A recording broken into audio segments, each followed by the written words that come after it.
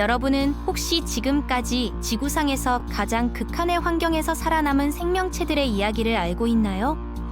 백악기 시대 북극의 혹독한 추위와 4개월간 지속되는 완전한 어둠 속에서도 살아남은 거대한 공룡들이 있었습니다. 더욱이 이들의 주식은 놀랍게도 현재 생존하고 있는 술록의 그것과 동일했죠. 이것은 단순한 상상이 아닙니다. 실제로 일어난 놀라운 생존 평행 이론이자 남겨진 역사이기도 합니다. 오늘 우리는 이 믿기 힘든 적응의 비밀을 파헤쳐 보겠습니다. 현재 우리가 알고 있는 북극의 모습과는 전혀 다른 세계가 7천만 년 전에 존재했어요. 그 시절 북극권의 겨울철 기온은 영하 10도까지 떨어졌고 무엇보다 견디기 힘든 것은 햇빛이 전혀 들지 않는 극야였습니다. 이런 환경에서 어떻게 거대한 초식 공룡들이 생존할 수 있었을까요?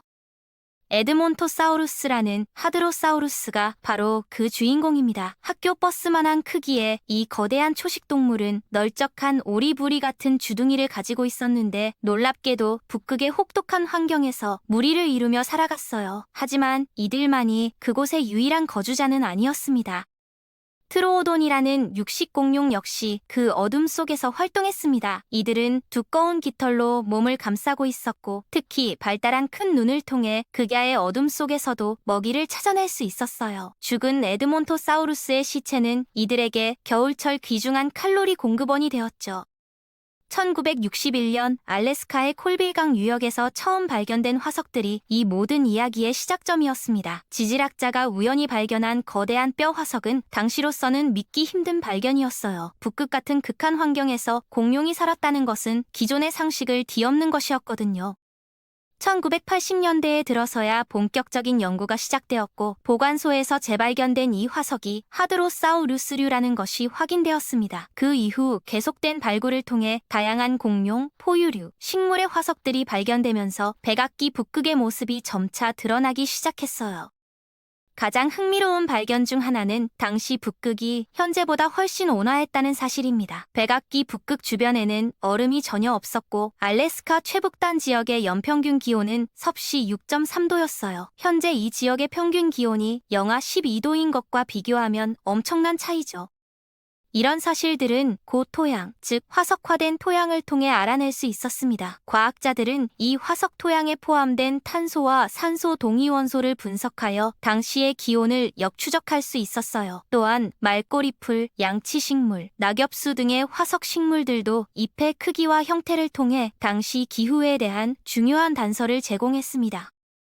하지만 상대적으로 따뜻했다고 해서 그곳에 살던 공룡들의 삶이 쉬웠던 것은 아니에요. 여름철에는 평균 기온이 섭씨 14.5도까지 올라갔지만 겨울에는 여전히 영하 10도까지 떨어졌습니다. 더욱 중요한 문제는 그 길고 어두운 겨울이었어요. 백악기 시대 알래스카는 현재보다 훨씬 북쪽인 북위 85도에 위치해 있었기 때문에 겨울철 극야는 무려 120일간 지속되었습니다. 햇빛이 전혀 없는 상황에서 대부분의 식물들은 광합성을 멈췄고 이는 에드몬토사우루스 같은 대형 초식 동물들에게 심각한 식량 부족을 의미했어요. 그렇다면 이들은 정말로 북극에서 겨울을 났을까요? 아니면 따뜻한 남쪽으로 이주했을까요? 이 질문에 답하기 위해 연구자들은 공룡뼈의 내부 구조를 자세히 살펴보기 시작했습니다.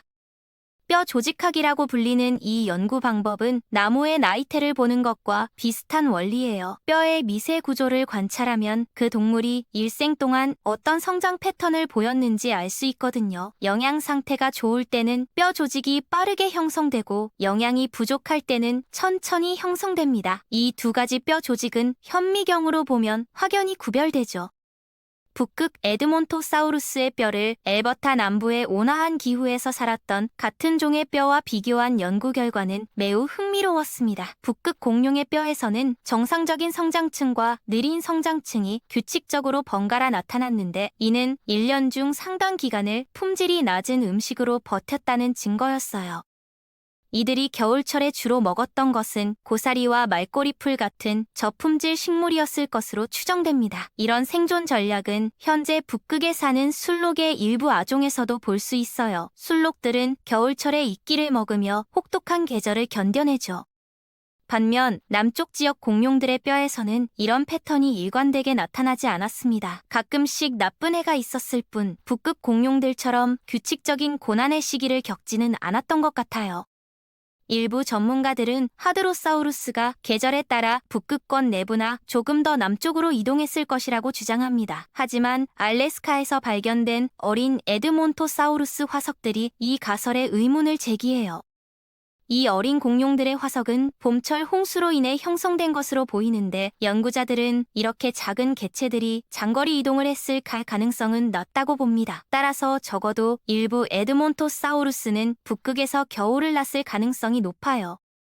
에드몬토사우루스만이 북극의 유일한 거주자는 아니었습니다. 그들의 뼈에서 발견된 이빨 자국과 빠진 이빨들이 이를 증명해요. 이 흔적들 중 상당수가 트로오돈의 것과 일치하는데 북극에서 발견되는 트로오돈 이빨의 양을 보면 이들이 그 지역에 매우 많이 살았던 것 같습니다.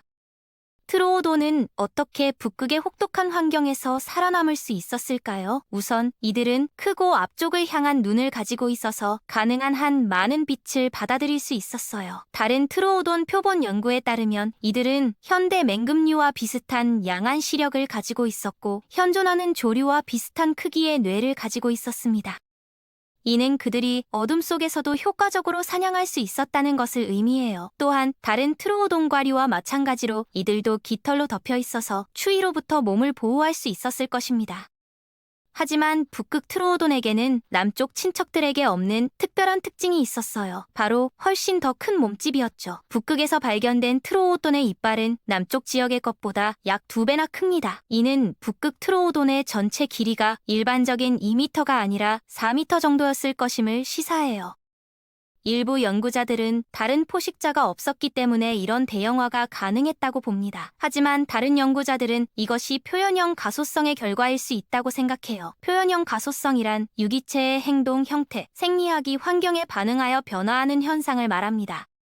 현대의 회색늑대 같은 동물들도 먹이가 더 크거나 풍부할 경우 몸집이 더 커지는 경향을 보여요. 트로오돈의 경우 다른 육식공룡과의 경쟁이 적었기 때문에 더 풍부한 먹이를 확보할 수 있었고 이것이 대형화로 이어졌을 수 있습니다. 또 다른 가능성은 더 큰 몸집이 더 큰 눈을 가질 수 있게 해주었다는 것이에요. 어두운 환경에서 사냥하는 데 있어서 큰 눈은 명백한 이점이었을 테니까요. 백악기 북극에는 또 다른 흥미로운 육식공룡이 살고 있었습니다. 바로 나누크사우루스인데 이는 티라노사우루스 렉스의 북극 친척이었어요. 하지만 트로오돈이 대형화한 것과는 반대로 나누크사우루스는 소형화의 길을 택했습니다. 나누크사우루스의 길이는 약 6m로 티라노사우루스 렉스의 절반 정도 크기였어요. 왜 같은 북극 환경에서 트로오돈은 커지고 나누크사우루스는 작아졌을까요? 이는 역시 식량 공급과 관련이 있습니다. 만약 나누크사우루스가 다른 티라노사우루스 친척들만큼 컸다면, 특히 온혈동물이었다면 생존을 위해 훨씬 더 많은 음식이 필요했을 거예요. 하지만 북극에서는 먹이가 제한적이었고 적어도 트로오돈과는 어느 정도 경쟁해야 했습니다. 따라서 작은 몸집은 나누크사우루스가 북극에서 생존할 확률을 높여주었을 것입니다. 북극 육식 공룡들의 몸 크기에는 일종의 최적화된 범위가 있었던 것 같아요. 너무 크지도 작지도 않은 딱 적당한 크기 말이죠. 이런 놀라운 적응력을 보여준 북극 공룡들도 결국 백악기 말의 대멸종을 피할 수는 없었습니다. 약 6,500만 년 전 다른 모든 비조류 공룡들과 함께 이들도 지구상에서 사라졌어요. 이미 혹독한 환경과 저품질 식단에 적응해 있던 이들이었지만 K-PG 멸종 사건을 일으킨 소행성 충돌과 화산 활동의 전 지구적 영향은 이들의 한계를 넘어서는 것이었을 것입니다. 하지만 북극 공룡들은 가능한 한 오래 버텨냈고 그들이 사용한 생존 전략은 현재 그곳에 사는 동물들과 놀랍도록 유사해요. 식단을 조절하고 에너지 사용을 최적화하는 데 도움이 되는 체형을 갖추는 것 말입니다. 이는 진화에 있어서 과거에 효과적이었던 적응 전략이 수백만 년이 지난 후에도 여전히 유효하다는 것을 보여줍니다. 환경의 도전은 비슷하고 생명체들의 대응 방식도 근본적으로는 같은 원리를 따르는 것이죠. 현재 북극에 사는 북극곰, 술록, 북극여우 등이 보여주는 적응 전략들을 보면 7천만 전 공룡들의 생존법과 놀랍도록 유사한 패턴을 발견할 수 있어요. 계절에 따른 식단 변화, 체온 조절을 위한 신체 구조의 변화, 어둠에 적응한 감각기관의 발달 등이 그것입니다. 특히 흥미로운 것은 현재 북극 동물들이 보여주는 대사 조절 능력입니다. 겨울철에는 기초 대사율을 낮춰서 에너지 소비를 줄이고 여름철에는 다시 활발하게 활동하는 패턴을 보이죠. 이런 생리적 적응은 북극 공룡들에게도 필수적이었을 것으로 추정됩니다. 또한 현재 북극 동물들의 사회적 행동 패턴도 주목할 만해요. 혹독한 환경에서는 무리를 이루는 것이 생존에 유리한데 에드몬토사우루스도 대규모 무리를 이루며 살았을 가능성이 높습니다. 집단 생활은 포식자로부터의 보호뿐만 아니라 체온 유지에도 도움이 되거든요. 결국 극한 환경에서의 생존은 시대를 초월한 보편적 법칙을 따르는 것 같습니다. 참여하는 생명체는 바뀌어도 생존이라는 게임의 규칙은 여전히 같다는 것이죠. 북극 공룡들의 이야기는 생명의 놀라운 적응력과 끈질긴 생존 의지를 보여주는 감동적인 증거입니다.